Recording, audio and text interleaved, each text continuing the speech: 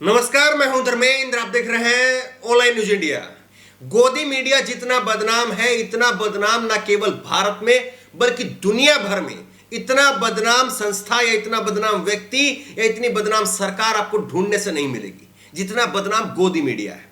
गोदी मीडिया से इतनी हिम्मत नहीं है कि वो मोदी सरकार से ये पूछ सके कि आप बताइए कि तालिबान और अफगानिस्तान को लेकर के आप चुप क्यों हैं, आप किसके साथ में हैं, भारत का रुख क्या है, भारत का स्टैंड क्या है, भारत क्या अफगानिस्तान के साथ है या तालिबान के साथ है, किसके साथ में है, यह पूछने की हिम्मत नहीं है। लेकिन किस तरह से दूसरे लोगों के काम में दूसरे लोगों पर सवाल उठाना, वो इनका काम है। अनुराग मुस्कान है एबीपी न्यूज के एंकर हैं और इन्होंने क्या सवाल किया है, अब यह अफवाह कौन उड़ा रहा है कि तालिबान ने अफगानिस्तान में सभी को बिजली और पानी फ्री देने का ऐलान किया है। ये यहां पर कह रहे हैं, तंज कस रहे हैं कि जिस तरह से केजरीवाल ने दिल्ली में किया है उसी तरह से अब तालिबान अफगानिस्तान में करेगा। ये एक दूसरे की भावनाओं को भड़काने का काम कर रहे हैं। ये कभी अपनी सरकार से नहीं पूछेंगे 2 करोड़ नौकरियों का क्या हुआ, 2 करोड़ नौकरियों का जो ऐलान किया था उसका क्या हुआ, लोग बेरोजगारी में क्यों हैं, पेट्रोल डीजल वो 115 रुपए क्यों बिक रहा है, सरसों का तेल 200 रुपए लीटर क्यों हो गया है, ये कभी नहीं पूछेंगे। और इसीलिए जो है लोग इनको लताड़ रहे हैं। सौरभ है, एक ट्विटर हैंडल है और इन्होंने लिखा है, नाम मुस्कान लेकिन ये मुस्कान जहरीली है, शर्म आनी चाहिए तुमको। एक और ट्विटर हैंडल है, इन्होंने कहा है, अब यह अफवाह कौन फैला रहा है कि तालिबान अपने हर एक नागरिक के खाते में 15 लाख रुपए डालेगा। ये सवाल जो है वो बिल्कुल वाजिब है। अगर आप तालिबान के कंधे पर बंदूक रख करके यहां पर किसी और को निशाना लगा रहे हैं, केजरीवाल को निशाना लगा रहे हैं, तो आपसे सवाल पूछा जाएगा कि वो कौन सी सरकार है। क्या वो सरकार तालिबानी है जो 15 लाख रुपए देकर के कह करके गई थी कि 15 लाख रुपए हर नागरिक के खाते में आएंगे और 7 साल बीत गए, 15 पैसे नहीं आए किसी के खाते में। यह आप जवाब किसी से मांगेंगे, किसी से सवाल करेंगे? और इसीलिए जो है वो गोदी मीडिया के लिए लोग जो तरह तरह की बातें करते हैं। एक ये तस्वीर आप देखिए, लश्करे गोदी मीडिया। ये लश्करे गोदी मीडिया, इसमें जो है नाम दिया गया, इसमें तमाम चेहरे जो है इसमें लगाए गए हैं। इसमें रजत शर्मा, इसमें फिर दीपक चौरसिया का नाम है, इसमें जो है अर्नब गोस्वामी का फोटो है, संबित पात्रा भी है, सुधीर चौधरी भी है, अमित देवगन भी है और सुरेश चौहान के। अब आपको कुछ एक जो है वो दीपक चौरसिया के भी दिखाएंगे कि दीपक चौरसिया भी जो है वो किस तरह से इस मौके के ऊपर जो है वो कैसे चौके लगाने का काम कर रहे हैं, वो भी आपको दिखाएंगे। लेकिन उससे पहले जो है ये अनुराग मुस्कान के ही 1-2 ट्वीट और दिखाते हैं आपको। अनुराग मुस्कान ने एक और ट्वीट किया और इसमें लिखा कि अफगानिस्तान के हालात पर बोल के लब आजाद है तेरे, गैंग वाले ने अभी मुंह नहीं खोलेंगे क्योंकि अभी अपने एजेंडे पर फैलाने वाला रायता बनाने के लिए उन्हें मुंह में दही जमा रखा है।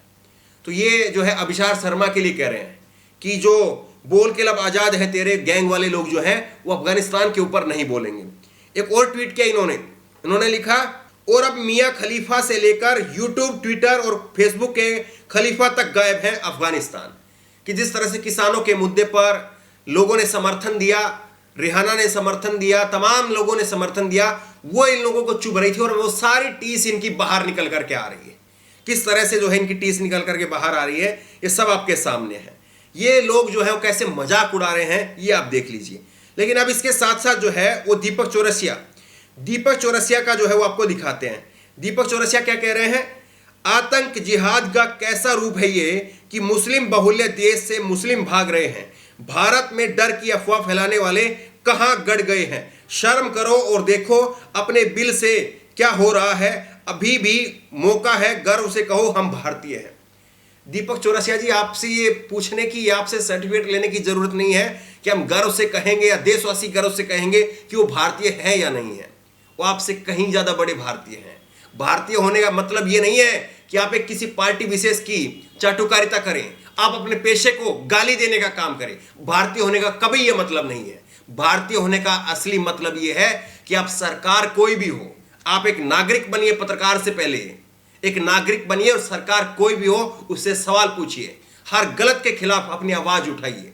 हमने तो आवाज उठाई है, हमने आवाज उठाई है, डंके की चोट पर आवाज उठाई है और जो जो गलत था हमने उसके खिलाफ आवाज उठाई है। क्या कभी आप में हिम्मत है?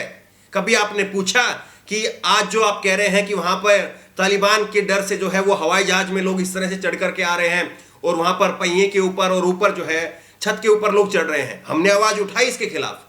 लेकिन क्या आपने कभी आवाज उठाई दीपक चौरसिया जी कि यहां पर हजारों किलोमीटर लोग कोरोना के समय पर, जिस वक्त में 4 घंटे के अंदर नरेंद्र मोदी जी ने आकर के संपूर्ण देश में संपूर्ण लॉकडाउन लगा दिया था, उस वक्त में क्या आपने कभी इन भारत के गरीबों के लिए आवाज उठाई थी? जब भारत के लोग यहां से पैदल पैदल गए थे, ट्रेन की पटरियों पर लोग कट गए थे, क्या कभी आपने उनके लिए आवाज उठाई? लेकिन उस वक्त आपकी आवाज नहीं निकली। कुछ एक और ट्वीट किया है इन्होंने एक और ट्वीट किया, इसमें लिखा, मानव अधिकार के नाम पर छोटी छोटी बातों पर छाती पीटने वाले यूएन वामपंथी ये सब मिट्टी में गड़ गए हैं। अफगानिस्तान में तालिबान आतंकियों द्वारा जो हो रहा है वो मानवता के मूल्यों को पुनर्स्थापन है क्या? दोगलई की हद है मतलब, ये इन्होंने कहा है। इसके बाद में जो है वसीम अकरम त्यागी ने इनको करारा जवाब दिया है और वसीम ने लिखा है, दोगलई की हद तो ये है दीपक चौरसिया कि जब भारत में अल्पसंख्यकों पर जुल्म होता है तब तू मुंह में दही जमाकर बैठ जाता है।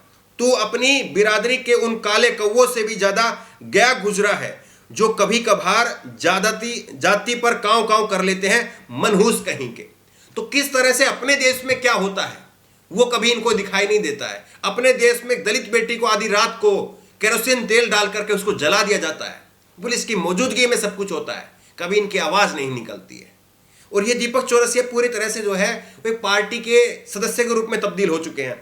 ये दीपक चौरसिया का ट्वीट आप देखिए, 16 अगस्त को अटल बिहारी वाजपेयी की 3री पुण्यतिथि थी और ये सुबह सुबह जो है पहुंच गए, जैसे पार्टी का कार्यकर्ता पहुंचता है उस तरह से अटल बिहारी की पुण्यतिथि पर फूल चढ़ाने के लिए पहुंच गए। ये ट्वीट आप देखिए, सदैव अटल, मैं जी भर जिया, मैं मन से मरूं, लौट कर आऊंगा, कूद से क्यों डरूं। भारत रत्न परम श्रद्धेय अटल बिहारी वाजपेयी जी की 3री पुण्यतिथि पर कोटि कोटि नमन। और ये ट्वीट जो है सुबह 9:11 पर 16 अगस्त को इन्होंने किया। आप बताइए किस तरह से पार्टी के कार्यकर्ता की तरीके से ये अटल बिहारी वाजपेयी को वहां पर श्रद्धांजलि देने के लिए पहुंच गए। हम भी कहते हैं अटल बिहारी वाजपेयी जी का सम्मान होना चाहिए, लेकिन क्या कोई आपको लगता है कि कोई नॉर्मल इंसान इस तरह से सुबह सुबह उठ करके अटल बिहारी वाजपेयी के वहां पर जाएगा? क्या कभी इन्होंने अब्दुल कलाम के वहां पर जाकर के श्रद्धांजलि दी? नहीं दी। क्या अब्दुल कलाम इस देश के नहीं थे?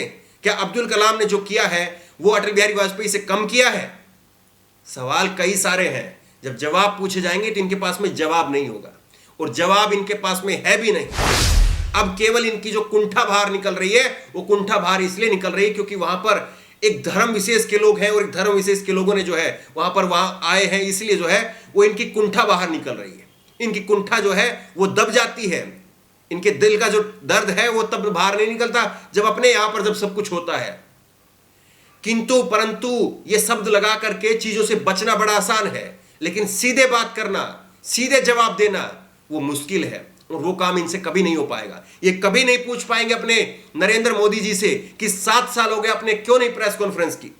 आप जब वो पूछेंगे तो सवाल जो है इंटरव्यू रखेंगे और उसमें पूछेंगे आप बटुआ रखते हैं या नहीं रखते हैं, वो वाले सवाल आप लोग पूछेंगे। खैर, जिस तरह से गोदी मीडिया, इससे यही उम्मीद की जा सकती थी और इससे नीचे की भी उम्मीद इनसे की जा रही है कि इनसे नीचे भी जो है ये लोग जा सकते हैं। बहरहाल इन लोगों को एक्सपोज करने का काम करिए कि कैसे ये लोग जो है वो गिद्धों की भांति वहां पर नोचने का काम कर रहे हैं।